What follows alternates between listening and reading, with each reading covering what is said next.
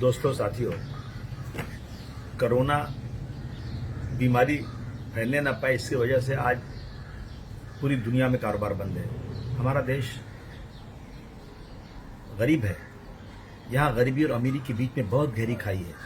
دیش کی پوری دولت کے اوپر آدھی 50% دولت پہ 9 لوگوں کا قبضہ ہے اور باقی دولت پہ پورے دیش۔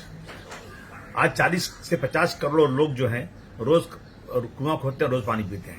میری آپ سے گزارش ہے اور آپ سے کہنا چاہتا ہوں، آپ جانتے بھی ہوں گے کہ پوجا یا نماز اللہ بھگوان کی عبادت کے بعد سب سے بڑی کوئی اگر عبادت ہے تو مخلوق کی خدمت کرنا ہے۔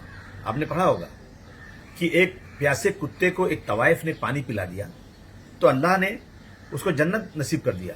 اتنا اچھا موقع ہمارے لیے ہے جن کو اللہ نے طاقت دیا ہے۔ میں کہنا چاہتا ہوں، ایک آدمی پورے بھارت کے لوگوں کی مدد نہیں کر سکتا، لیکن آپ کو مثال دوں کہ حضرت ابراہیم علیہ السلام کو آگ میں جلانے کے لیے نمرود نے ایک آگ لگائی تھی، جو آگ آسمان کو جاتی تھی، لیکن ایک چڑیا اپنی چونچ میں ایک بوند پانی لاتی تھی، اس آگ پر جا کر پھر پانی لانے جاتی تھی۔ دوسری چڑیا نے پوچھا، ارے اتنی بڑی آگ میں ایک بوند پانی ڈالنے کا مطلب کیا؟ اس نے کہا، اللہ نے جتنے مجھے طاقت دی اس طاقت کے حساب سے میں اس آگ کو بجھانے کی کوشش کر رہا ہوں۔ میں آپ سے گزارش کر رہا ہوں کہ آپ لوگ اپنے علاقے میں جہاں جہاں دیکھتے ہیں کوئی غریب ہے، اس کو کھانا کھلائیے، کچھ پیسے دیجیے، کیجیے، ضرور کیجیے۔ اپنے کھانا کھانے کے پہلے سوچیے کہ میرا ایک بھائی بھوکا ہے، اس کے پاس کام نہیں ہے، گھر میں بند ہے، وہ عورتیں بیچاری جو جھاڑو برتن کر رہی ہیں، نہیں جا رہی گھروں میں، لوگ نہیں آنے دے رہے ہیں کیونکہ چھوا چھوت کی بیماری ہے، ان کو مدد کیجیے۔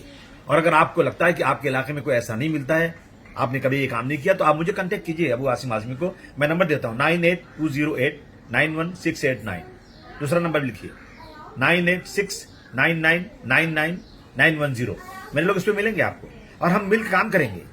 ہم ایک آدمی کو کھلا سکتے ہیں، آدھا پیٹ کھلا سکتے ہیں، کھلائیں۔ ہم 100 کو کھلا سکتے ہیں، 100 کو کھلائیں، لیکن ہمیں دکھانا ہے کہ میرے بھارت ورش کی سنسکرت یہ ہے کہ ہم ہندو، مسلم، سکھ، عیسائی، پارسی سب مل کر کے انشاءاللہ اس دیش میں کسی ایک غریب کو ایسے نہیں سونے دیں گے جو بھوکا سو جائے۔ یہ میری گزارش آپ سے۔ بہت بہت شکریہ آپ کا، ابو عاصم اعظمی۔